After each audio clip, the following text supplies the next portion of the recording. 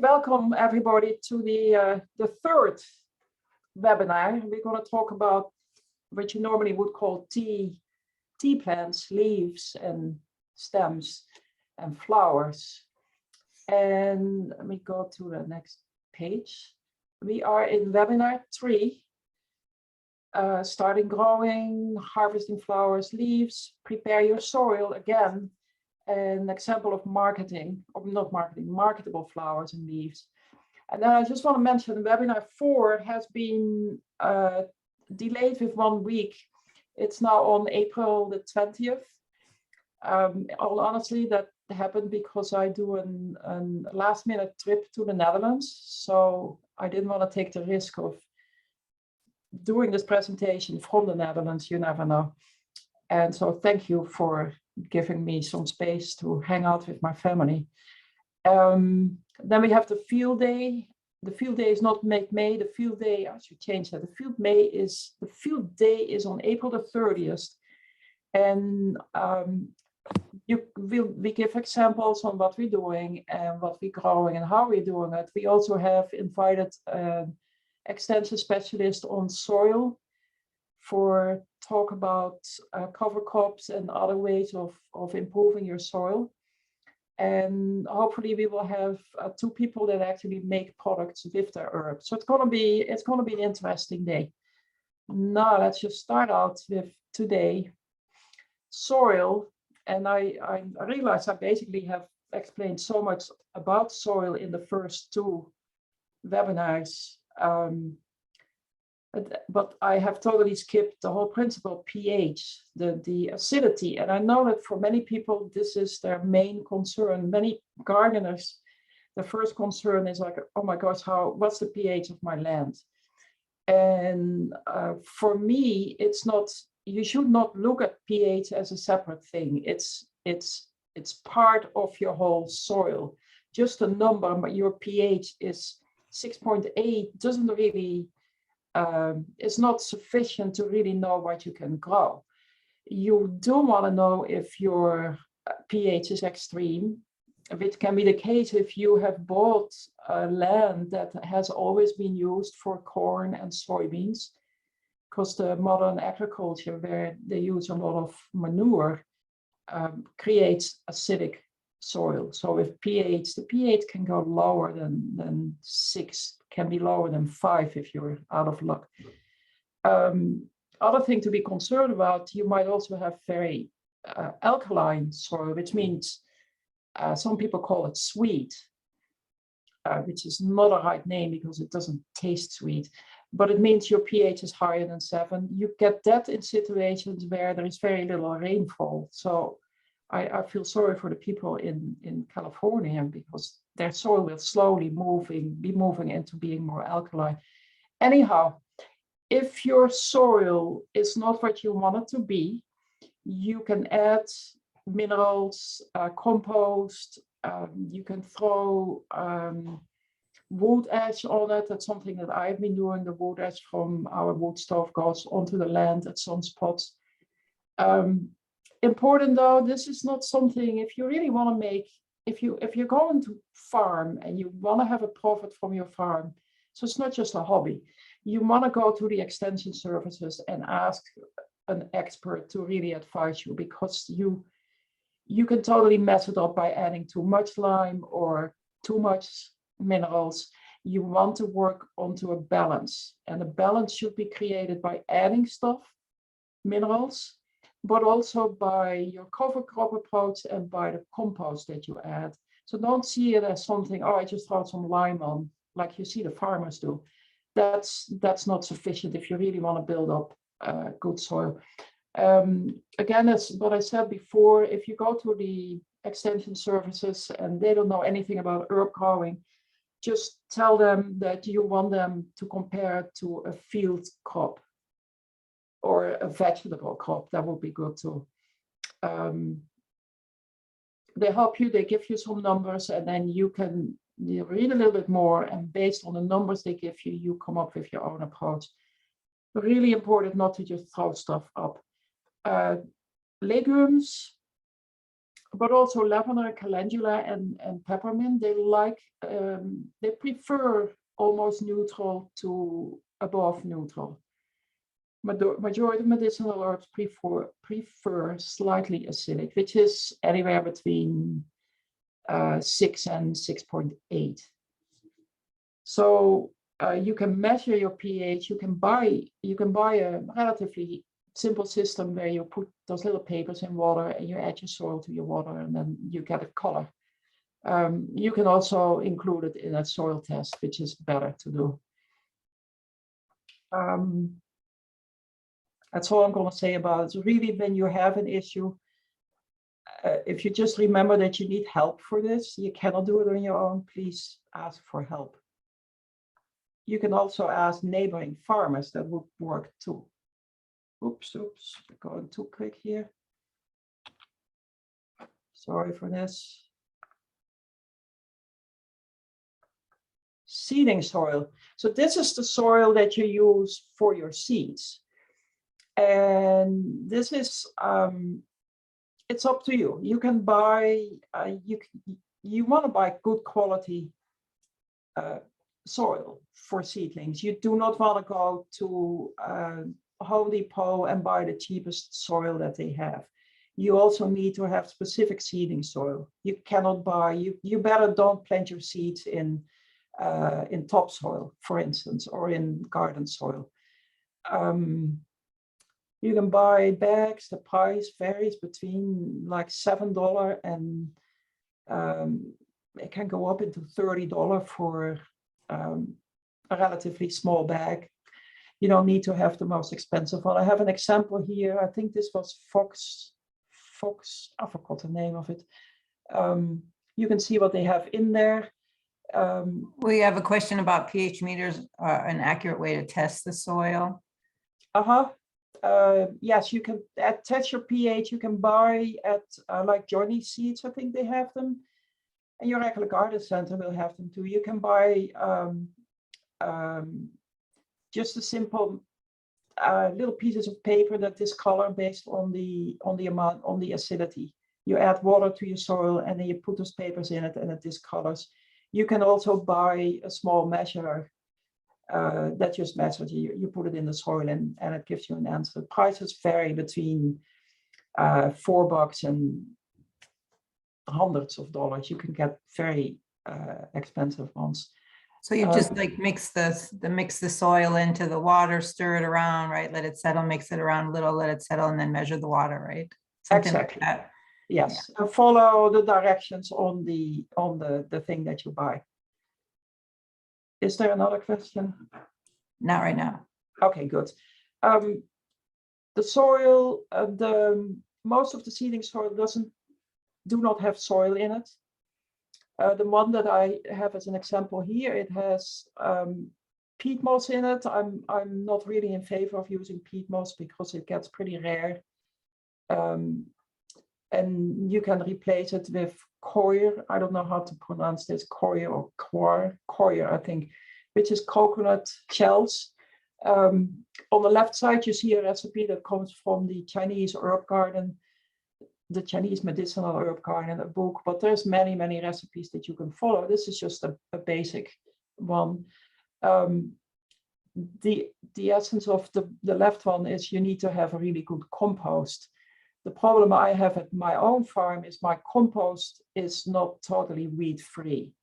I'm unable to get it hot enough to kill all the seeds. So when I start using that for my seedlings, I get weeds coming up together with my seedlings, which is really something you don't want to have happen. So if you use compost, make sure it's high quality compost. Try it out. If you start, just take one recipe and then improve it over the years and create your own soil. It is actually really important. The seedlings do much better if you have good quality of soil.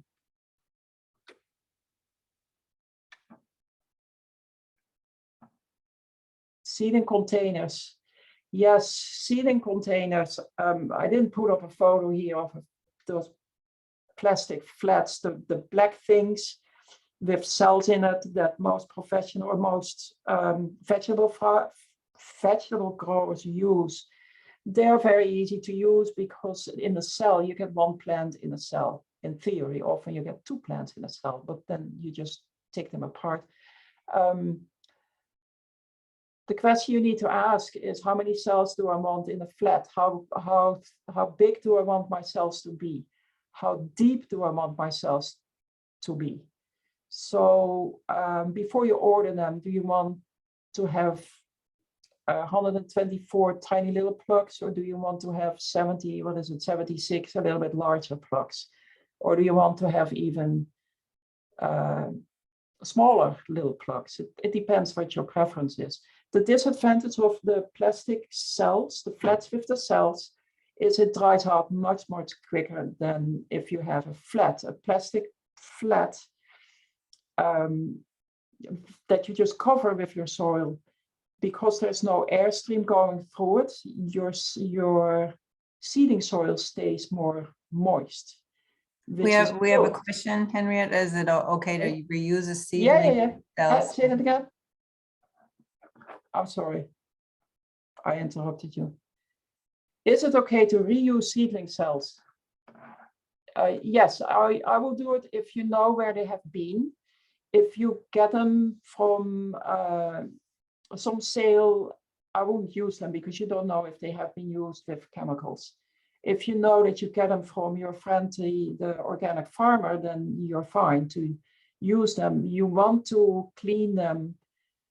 You want to spray them off on the top and on the bottom.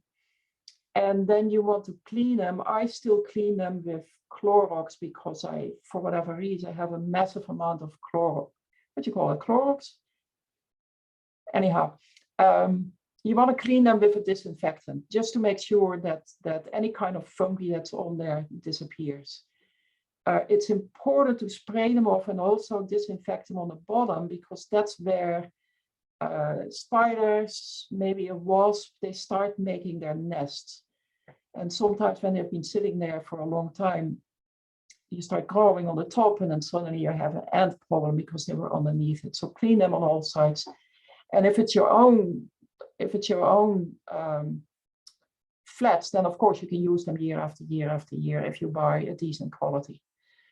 Other possibility is make your own from wood. You can do that. I actually made them from an old pallet. We also have a real large one here at school. It's practical if you make them all the same size, so you can really order them right in a line. If you put them outside, a wooden box, make sure you cover with something because your cat might also enjoy a nice wooden box with some soil in it. Other animals might walk through it, so cover it, make sure it's safe. The wooden box, especially the deeper the soil is, the better it holds the water. And next here is water. The thing that's really important for growing seeds is that your irrigation is really, it's in balance. You don't want to only water the top, then in that case, the bottom will still be dry. You don't want to give them too much water because then they will just soak in it and in the worst case, they will rot away because there's too much water in it. Whole plants hold on to moisture better. The smaller the cell, the quicker it's too dry. I have as a rule, I spray with a mister as the thing on the right, the fogger they call these. You screw it on a regular hose or on an extension, and then you have a really very fine mist. You clearly don't want to spray with a lot of force because those little things are very vulnerable. And I think that a lot of the medicinal herb seeds are probably more vulnerable than vegetable seeds because the seeds are extremely small. The plants don't grow very quick often. And so they stay extremely small for a relative long time. And you don't want to have a big spray of water go on there. Henriette, Yes. Anthony wants to know, do you ever use seed blockers instead of cells? I don't. I've always wondered how that would work. So no, I have never done it. My fear is that they get too compact, but I'm not sure because I've never done it. So if you try it out, let me know. I also don't know what it adds in extra time for me. If you plant 200 seeds and you have to make the blocks, it adds more work. But the good thing is you have it totally under control and you don't have to deal with the plastic stuff. So yeah, it definitely has advantages. Please let me know. And I should actually try it out. Go back to the water. My rule is when I have cells and I water them, if I see the water coming out underneath of the cell, I have been giving them too much water. I want to get probably just a tiny little drop that's going through the cell. So it's a small line. You need to really build the experience, which is kind of sick when you just start. It's just a matter of thinking, and you can check how wet it is by just opening up one of the cells. You mess up one plant, but that's worth doing. I do a lot of seeding in whole flats also because I have this weird theory that the seeds are happier when they are together. And it seems to me that more seeds come up if they are in a flat instead of in separate cells. And I don't know if other people experience this, but it's like there is a synergy between the seeds to come up when there is a little brother or sister right next.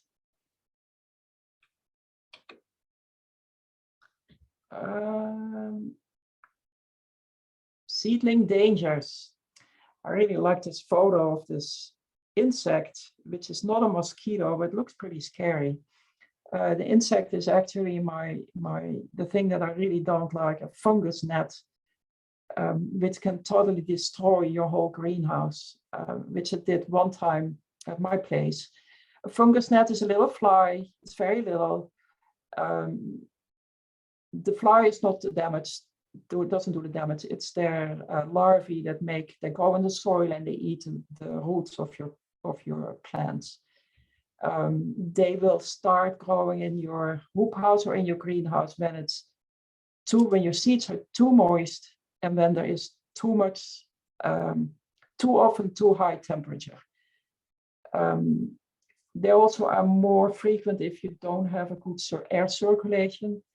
So basically what it is keep your stuff not too wet. Keep it slightly on the dry side. So Henriette, going along with that idea, do you cover flats with plastic to help germinate the seeds, or is that going to keep it too wet? I don't. I used to do that when I was just growing for fun. I had the flats with the plastic top on top of it. And then I had them in my home, which is it's a much drier atmosphere. And it probably makes sense. If you do that, you have to be careful for to keep your moisture on the right level. Because see, there's no air movement underneath that top. And as soon as your plants start coming off, you take the little plastic cover off. Somebody earlier asked about cold weather and impact on herb growing. This is one part where it definitely has an impact. You have all your seedlings in a hoop house that doesn't have a heating, or in a greenhouse without a heating, and you hear the weather forecast is going to be like 25 degrees the coming night or colder, and you have your plants on a heating path or a heating mat, then your soil will get too cold. The first night there was actually the night that I woke up in panic. I was like, why didn't I cover my seedlings? The temperature of the soil went down to 58, which is still not too bad. The second night I covered it with anything I could find to cover. I used an official crop cover. That was one of those white sheets. And then on top of that, I added every plastic sell every plastic cover that I could find just to protect it. That way they didn't lose any temperature. They stayed nice on 70 degrees. Too high temperature is not good in your greenhouse. Your plants will, they will rot, they will turn red, they will die, whatever. They cannot deal with hot, long-term 90, 100 degrees in a greenhouse, which happens because if you don't put a shade cloth on top of your greenhouse, it gets too hot when the sun comes out. Ants and spiders and mice, don't forget the mice, I didn't even mention that. You want to put some ant traps in. Ants will destroy your seedlings. Spiders will make nests and you just don't want them. You can get fungi if it's too moist and if there isn't enough air circulation. Fungus nets, there is if you have fungus net, there is a chemical, an organic chemical that you can use, gnatol, which you can only buy on eBay in small amounts. Somebody has that issue, let me know. Overwatering, insufficient feed. Yes, this is if your soil wasn't rich enough, didn't have all the components, your seedlings will turn weird colors, mostly yellowish. It might also be a little reddish or even whitish. You want to add some fertilizer. You have to find some soluble fertilizer and just add it. Look at your original soil and see what might be missing. They will not come out of it themselves. If you start a seedling weak, it will always stay weak. It's very hard to get them back strong. More things you might want. You don't need these. Oops. But you might need them. You want to have a method to put a name and the date of your seeds on your flat or your box, whatever you use. And I use this horticultural marker. You want to have the little stickies to write it on, and you want to have this little seed, and you put your seeds in, and then where it says 2, that's the size of the hole, and then you just tip on it and the seeds will fall out. Other way you can do this is cut up a soda can and take a pencil or a ballpoint and scratch the name and the date in your soda can. That will never disappear. That is basically the most safest way of doing it, but it's hard because you have to cut all those cans up. But it works. Other thing I didn't mention on here is a fan. You need a fan for air circulation, and that piece of wood I use to flatten the soil in the flat. It's important to have that totally horizontal. If you don't, when you water, the water will sink to one side. So it also looks better. Appearance does something when you have visitors, but use a piece of wood to straighten it out and clean it out.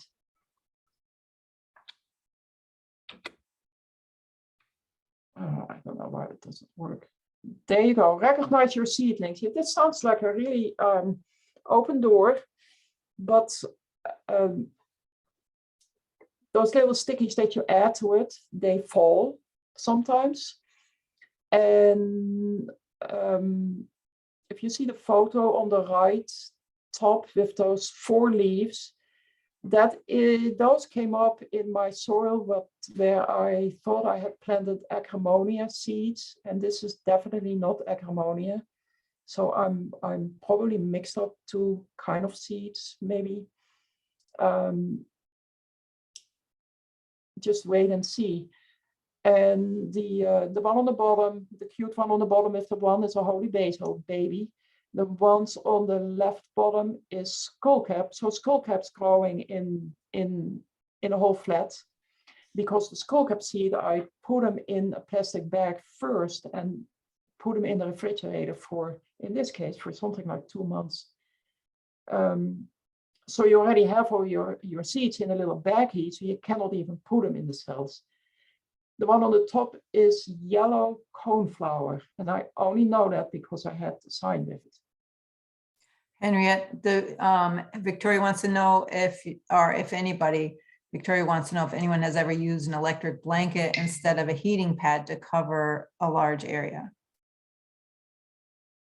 I have never used that. It's important that you have the right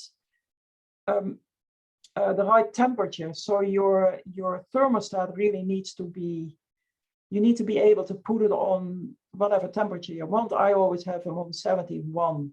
Some people go higher, but on average, that's what you need. I have 2 heating pads that are connected, and the thermostat goes on to 70. If I was growing more tropical plants, I would probably have 2 more heating pads and then put them on 75. I'm very concerned of using any electrical thing in a greenhouse if you have them outside with an extension cord, because I don't feel like it's safe. It's like adding an electrical heater where you're not there. You cannot see how warm the electrical wire gets. So that's my main issue. Also, if you have a heating blanket, it's not made for this kind of stuff. But as an emergency solution, it's probably a good idea. If you buy the heating mats, I didn't mention that at the photo where you actually saw one. If you buy them and you grow your plants in the house where there is the equal temperature, always like your home is always 68.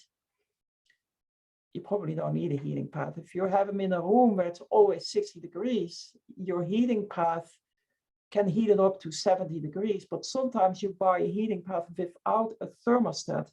They always heat it up 20 degrees above the environmental temperature, which if you have a room that's 60 degrees, it would mean, bam, your soil is going to be 80 degrees. So spend the extra money on a thermostat. The thermostat costs like $18, so you can always add it later, but you better buy it, the whole set with it. If you have your plants, your plugs outside, you also want to use a heating pad with a thermostat, because if your hoop house gets 70 or 80 degrees, you don't want to go 20 degrees above that. You just check that out when you start buying them. Constantly noise. Transplanting. There will be a moment that those poor little seedlings have to leave their cell, and if you do it too early, you will still kill them. If you do it too late, you have blocked them in their development. So you want to have the right moment, mainly when your roots are just hitting the outside or the inside of the cell. That's when they really have to be repotted, to be transplanted, either in a bigger pot or go outside. As a rule, when they have 3 real leaves, you can start transplanting them. Also, it depends how warm it is outside. Like last year, I planted out Calendula seedlings in the beginning of April, because it was nice weather and it was kind of an experiment, but it's a risk to do because they will be killed if there comes a sudden frost. So this year, I'm probably not going to do that. Other thing you need to be aware, some plants react on the day light. And in those cases, it doesn't, like the basils will not really grow until the days are getting longer. So you can plant them out probably, if you live on the Eastern Shore, you could probably plant them out the end of April. But first of all, your soil is still too low. But even if it was the right temperature, your days are still too short. So they are not growing. So you're taking care of plants that really don't do much. Your bed outside, really important to have as little weed in there as you possibly can get. And this is also the moment where, like, you plant lavender. You want to add lime because they like a little more neutral pH. You don't want to do that the day before you plant your seedlings. You want to do that a couple of weeks before, or even more. You can add a little bit of sand to make the drainage a little bit better. It's not a long-term solution, but at least for the beginning. But the other thing what you have to do, especially when you have used those big flats and you have all those little plants in there, you want to singulate them, as we call it. You also do that when you have two seedlings coming up in one cell. You very, very carefully take them out and pull them apart and plant them in a separate spot, which is very cumbersome. It requires a lot of patience to do that. And you want to be careful that you do not touch the roots. So you really have to be very careful. The people that, my friends that have been growing seedlings for like the last 20 years, they can do this extremely fast. If you just start doing that, it's a nerve-wracking thing because you feel like you're killing those poor little babies. You just have to be really careful with them. Henriette, Anthony Yes. wants to know, do you move your trays outside during the day and then back inside for night to harden them off until it's safe to plant outside? Yeah, that's like what you would do with tomatoes. I only do that with the tropical plants, like my holy basil. I bring them outside and then I bring them back in the greenhouse, but very often I don't. I mean, I forget or I'm lazy and it doesn't really seem to matter because your temperature, when you plant those sensitive plants, your temperature outside is already relatively warm. If I have colder plants, like say I would have camomiles that I start, or like say the skullcaps, that's a good example.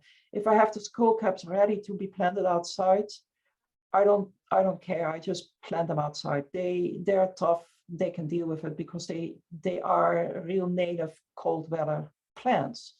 The tropicals, you want to be a little bit careful with.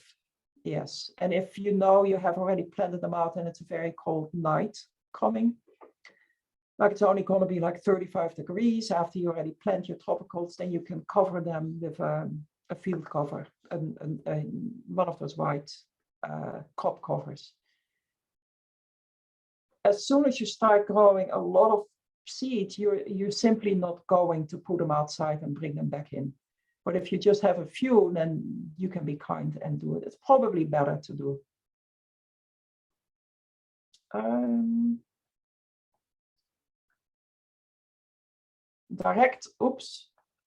Direct seeding. Let me see what time it is.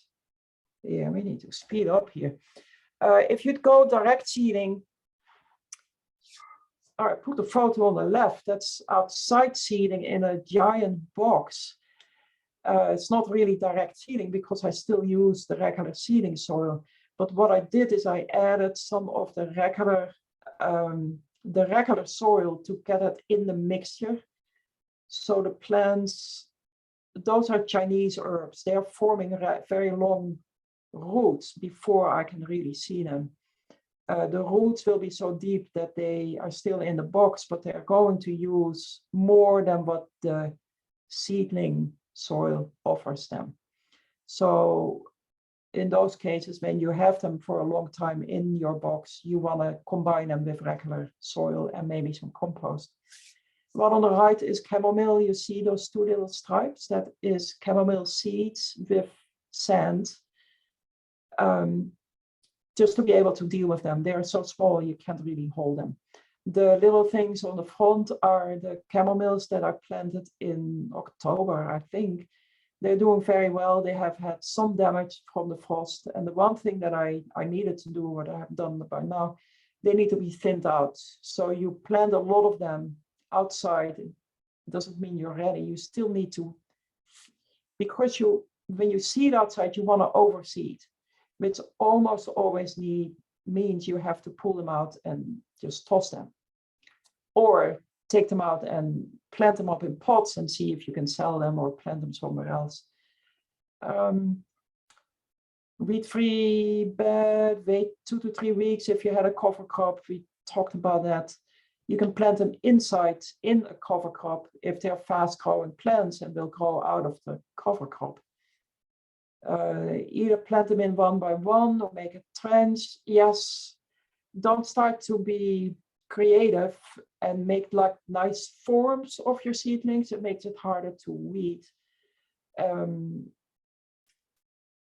This chamomile is my attempt on a straight shot. I definitely could have done a better job there, but I do it on the eye. You can put a line, a rope on it.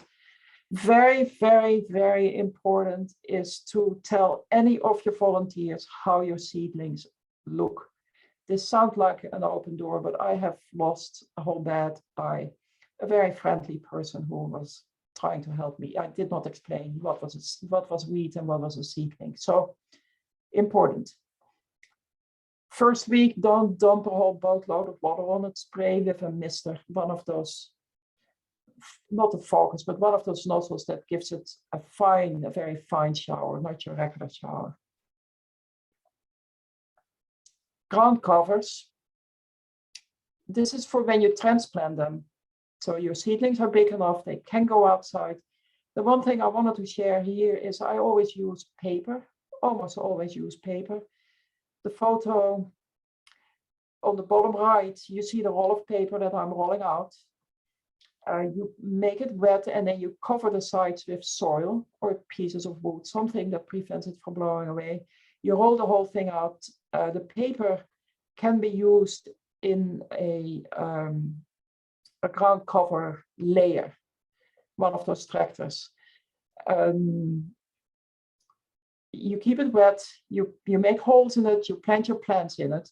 The advantage of using paper is it stays there up till the time that your plants are large enough to cover the soil so you don't have much weed growing anymore.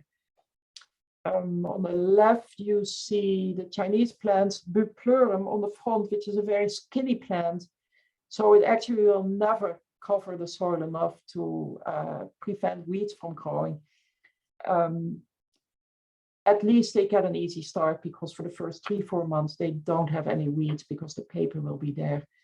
If you buy paper, you can buy very expensive horticultural paper. You can also go to Lowe's and buy contractor paper, which is exactly the same stuff, but about a quarter of the price. So I use that. So Henriette, Dana was wondering, is it construction paper or brown paper? It is construction paper, yes. Contractor's paper. Contractor's paper. You buy it at the paint department. The paint department. Okay. At least at my Lowe's, I buy it at the paint department. And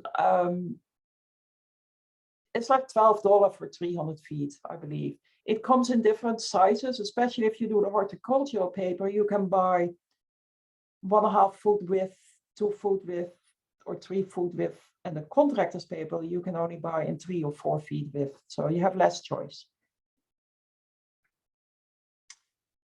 Now, instead of doing that, we can go to the next, nice photos.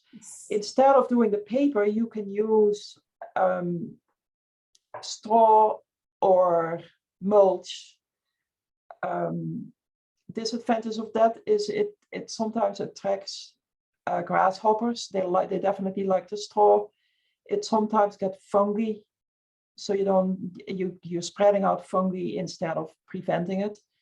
The good thing of it is you can just chop it up at the end of the year and till it in your land, so it helps the drainage of your land. The other thing you can use plastic, of course, and these days there is a kind of plastic, polyurethane, that is organic, certified, and it disappears. So it's basically the same as paper, it just takes longer to disappear. It's environmentally friendly. Other thing you have to be concerned is about what am I going to put in between the rows, because you cannot really afford to have that all weedy neither. So I have used all kinds of things. On the photo here, left of the garlic chives, you see some straw on the soil. It's a risk if you do that, but if you really keep track of what's happening with it and you remove any weeds that's growing in there, and you really check out that the straw isn't growing into the original grass, you can maintain it. You need to manage it.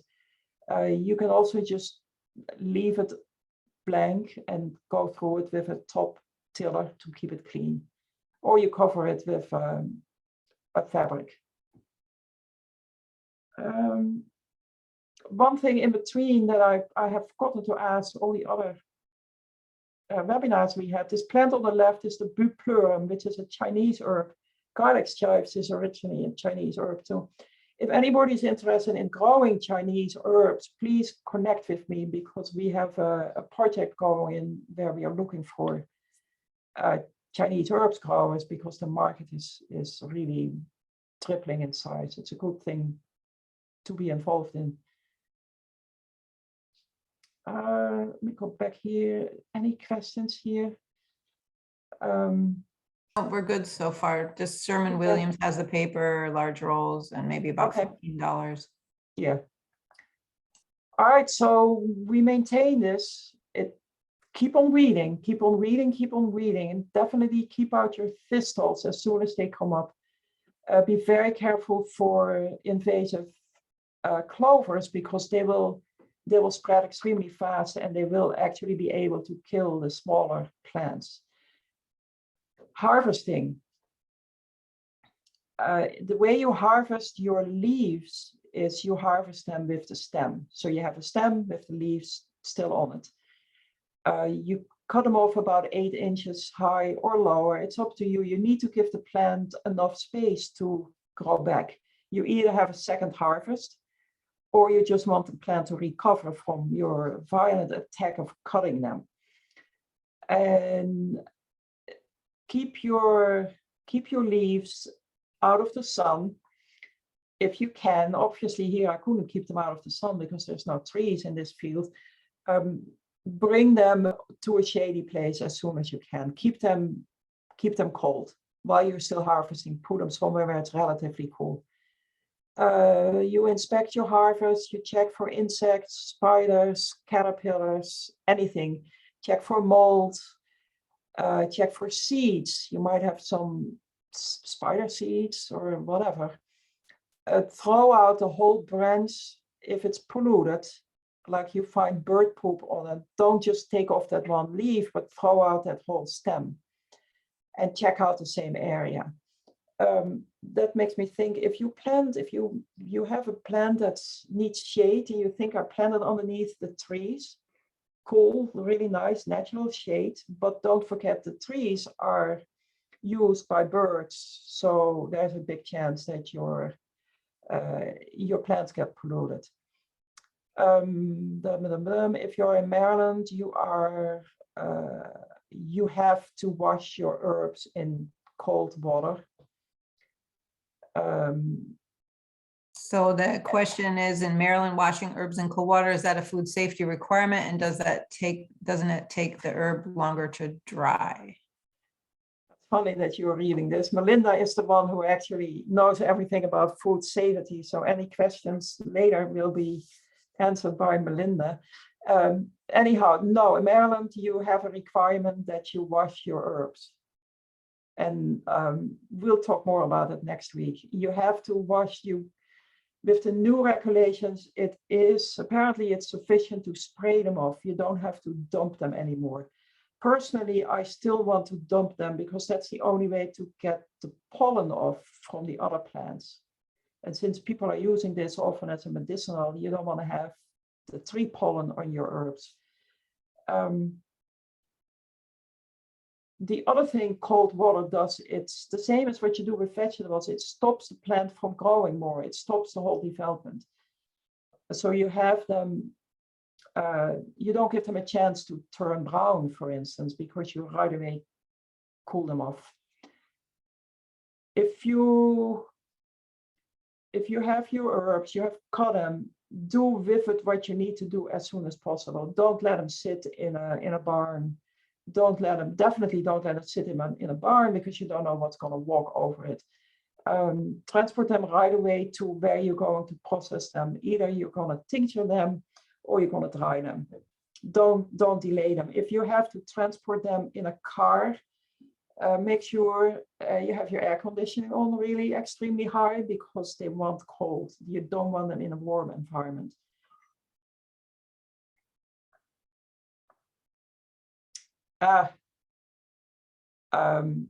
we are done talking about the growing part now. Let me see what time it is. Yeah.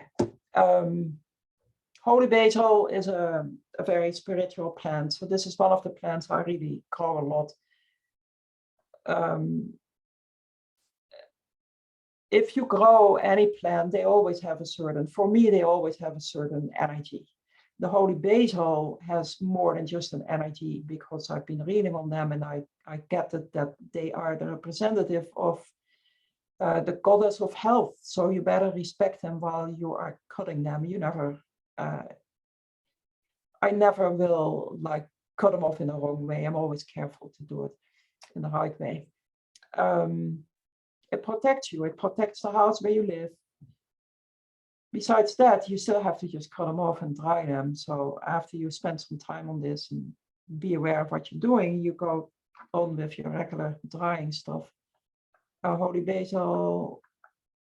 Oops. There are 5 different kinds of holy basil. If you go to the website from Strictly Medicinal, you don't have to buy to go to the website, but they are really the best with describing the 5 different holy basils. And you can also buy a set, so you have all 5, so you can figure out yourself. I grow mostly the Rama because it's relatively easy to grow. It has a relative good production, and it has a very high content of essential oils. The temperate grows much bigger. The temperate, for me, always gives me trouble that it turns brown very easily. The Amrita is the one on the left. It's cute. It's very hard. It's not basically, it's very hard to grow. They don't all come up. Maybe 30% of all the seeds come up from the Amrita, maybe even less. It's very pretty. It has the purple stems, as you see. Just something to point out, when you look at this plant, you see the seeds sitting there. And I know I was the one that cut these. I cut them too late because they have too many seeds. You should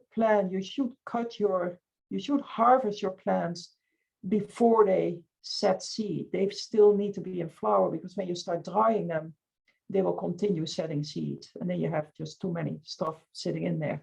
Case of holy basil, it's not really an issue, because the seeds in itself have a high concentration of the essential oils. So the one in the middle is Vana, which is the coolest holy basil. It grows up to 5 feet, and it's rich in clove oil. It smells fantastic. Some numbers, just to be aware, the different type you grow determines how much you're going to harvest.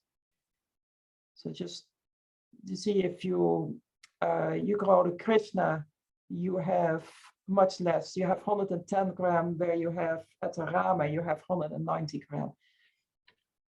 Compared to 11 feet of lemon balm, you get a total of 4 pounds over a year, which is 4 pounds is 4 times. It's like almost, what's that, 1,800 gram. So that's a lot more. So Henriette, are you saying you get in the 11 feet of basil Rama, 1.5 feet apart, you're getting more grams? Yes, exactly. I get more grams. I now have done this 3 years in a row. I systematically get a slightly more plant if I plant them on a longer distance, which is not what you expect, but it is because the plants can grow higher up and they just get wider.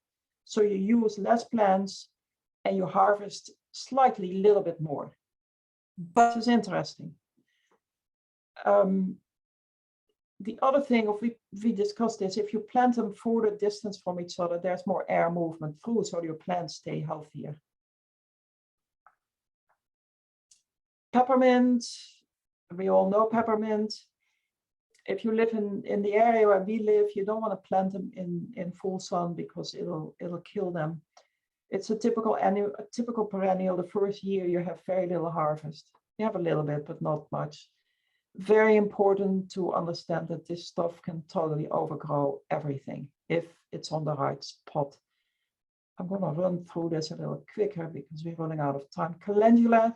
If you grow calendula, please keep the photo on the left in mind. This is the exact timing you want to harvest your flowers. It's before the seeds are really setting. The seeds come up in the middle. So they're just coming out. The thingies in the middle are actually the flowers. They're just coming out. You see the rows in the right. Other thing you need to know, if you have a weak bag, don't grow calendula or hire somebody to pick them, because they are on the height that you have to kneel. Whatever you do, it's going to be painful to pick. You cannot pick them with the chamomile rake. You have to do it one by one. The good thing about calendula is you can dry them relatively easy in a relatively small electrical dryer and make a tincture or oil out of it. We'll talk more about that. They're also pretty just as a dried flower. Oops. Oh yeah, this was the sad situation of my St. John's wort experiment here at UMES. Gorgeous flowers, did really, really very well, the yellow flowers. During the season, it started getting some brown pieces in it. And I was like, I don't really care. I have enough harvest. I did not think about it I really did not think about it up until it totally died off. And then I should just have looked it up, but I didn't because I was too busy. So this year I have no harvest I have no growing. They don't come back. And it's something called anthracnose, which is just a disease that kills it. It also happens in nature. And I don't know, this was topaz, which is a cultivar.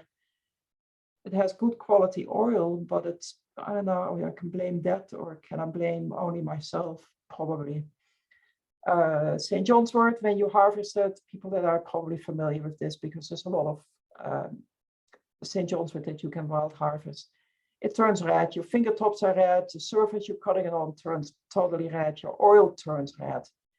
If you want to sell it for medicine, you can use the flower with about 3 inches of 4 inches of leaves of stem and chop everything up. If you make the oil, you only want to use the yellow flowers with probably a couple of stems to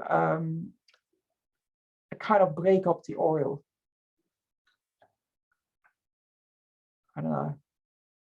Aceronia, I put this in here because it's a favorite of mine. It's in the Bach flowers, flower essence. And this flower is about probably 10 inches long, and it starts flowering on the bottom and then it slowly goes up. The leaves have a very nice nice taste. The only thing is it's a very strong kidney herb. If you use it in teas, you should not sell that to everybody. You really need to use it as a medicinal tea, which is a whole different story. There is a rust on this plant.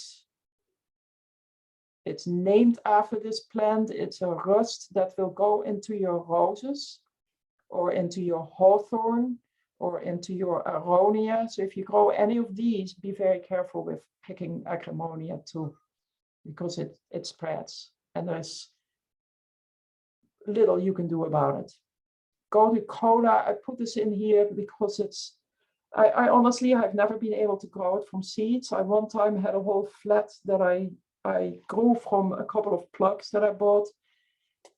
It looks like a weed. My friend came to help. She threw away the flat because she thought it was not in use. It was just old plants, and that's how I lost my golden cola. It's a ground cover. That's why I added it in here. Any ground cover you have to wash really very, very good because it grows literally on the ground. So you have soil in it. And it's a leaf. People are gonna drink it as a tea. You don't want to have any soil in there, not because people don't want to eat soil, but also because of the diseases that can bring. It's cool when you have it established, it will keep on growing. It needs very warm and very moist circumstances. I have a couple of photos just as IDs, Polentas. If you do some agritourism, this is a really good plant to add because it looks absolutely cool. It comes out in the time of like in September, going towards Halloween, and they look like Halloween candy. It's also spectacular to give people a bite of a leaf because it tingles in your mouth and it numbs your mouth. It's something people will be talking about. Makes your place interesting. It's probably not a very profitable herb because there's not much demand. It's used for toothache. Passion flower. I had to put this in because I'm just proud of this photo. It's pretty. Passion flower grows high into trees. Makes a very nice tea. It's very popular. It gets more popular. It has nothing to do with passion. It's all about peace. Lemongrass. Lemongrass is not grown by many people for whatever reason. It does very well where I am because the air is so moist. It likes moisture. This is in the morning after rain. Yeah, how much time do we have? Oh, very little. This is a funny overview that I made, mainly based on Zach Wood's book, Carpenter book. Harvest in pounds for every 1/8 of acre. If you look at this, you see the huge variety of weight that comes off that 1/8 of acre. The nettle, which is a plant that grows up to 3-4 feet, where you can also use some of the stems, 500 pounds of 1/8 of acre. You sell it for $30 a pound, bam, $15,000 for your 1 acre. Now, as we have calculated before, there is a lot of cost growing nettle. You should probably pay your picker a little bit more than minimum wage because they're picking nettle. And with the drying of such a huge amount, you need to have a bigger dryer. So you have cost with it. But I think looking at the numbers that we had in the earlier classes, if you keep about a quarter of this as profit, I think you're still doing pretty good. Obviously, you only get the money if you have the market that wants to buy it. We see here confirmed again that chamomile is not really a good crop to grow, neither is lavender. Both of these are good for tourism. Chamomile, you can have people pick your own chamomile, same with lavender. Lavender, by the way, is very often sold not per weight, but per volume. You buy 1 fluid ounce of lavender, which means you buy a bottle with lavender flower. That way you can ask like 10 times more for it. People don't realize. I'm not really in favor of doing that.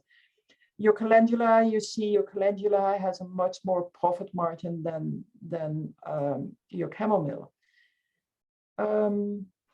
Henriette, question is, will you be discussing valerian and anise hyssop?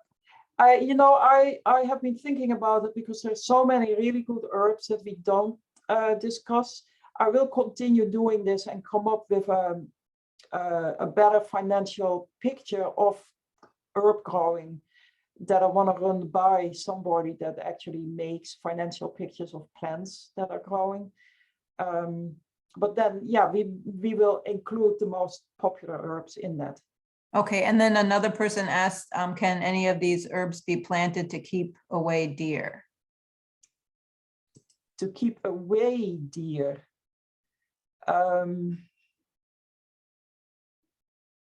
My experience is I tried to do this with lemon balm. I had like a 4 feet wide row with lemon balm.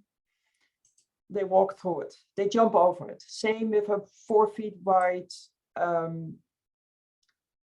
field of holy basil. The only thing that helped last year, and I didn't expect that, I had like a square block of like 8 feet by 20 feet of lemon balm, lemongrass.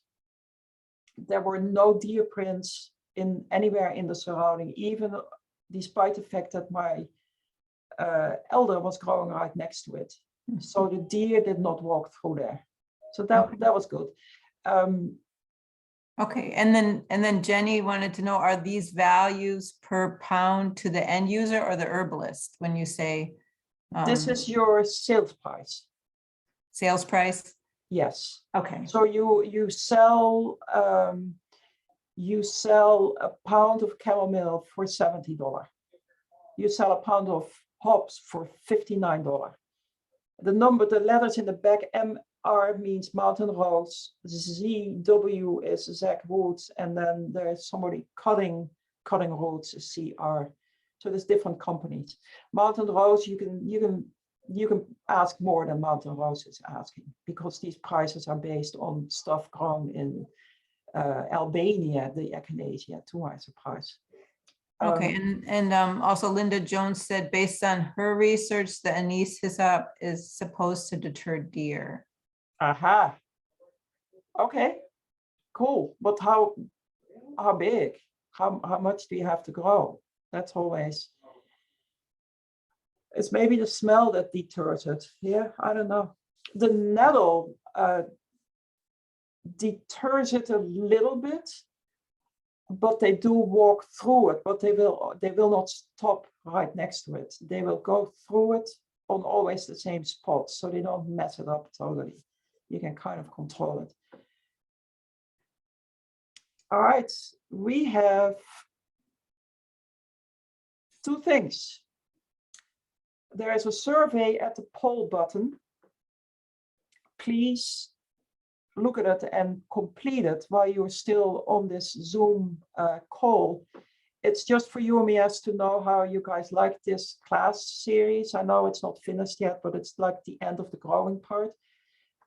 So we know if we want to continue this, if we want to change it. We will not include your email or your name in it, so we fill it out as honest as you can. It's very short. May I add, yes, Henriette, that because it's a survey, the poll will pop up on the screen, but because I changed it to a survey after we first talked, the link will show up after we end the webinar. So you'll have the link as well as the link will be a part of the follow-up email. So please click on the link and fill out the webinar. I'm sorry, fill out the survey. Thank you. Thank you. Then we have very good news for the herb producers in Maryland. We have finalized, well, UMES together with the Maryland Department of Health, we have finalized the publication on what is required for growing herbs in Maryland. And it's this link, the extension link. And we will, you can copy this and start looking at it. We will also do a separate webinar on what is in this, because it's self-explanatory, but it's easier to have Melinda sitting right there while you are checking it out, so she can answer several questions. If you are not in Maryland, it's still a useful document, I think, because it also discusses in general like best practices for drying herbs. And some of the regulations in Maryland are not required in other states, but they still make sense that you follow them because they're common sense, I think.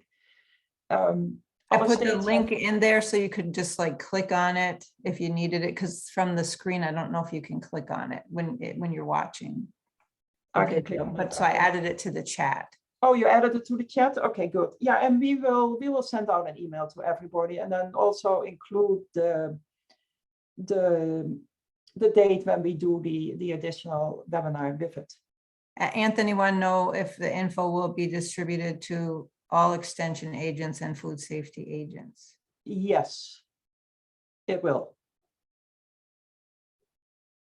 If you start reading it though, it's probably still better to connect with either Melinda or me, because the extension agencies will not have the experience with it, but they at least will have the link. I was looking if I can open it. There we go. If you're playing around with this and you have any questions, let me know. Also, if you have any question, this is going to be too complicated. If you have any questions, send me an email with it. If you want to have the PDF version of this, send me an email. I know I owe some people still the PDFs of the earlier two. I think that was it. Oh, we are going to get the thing. When will be the date of, when will be the new date for the last webinar in the series? Oh, it's the 20th. So it's delayed with 1 week. And then the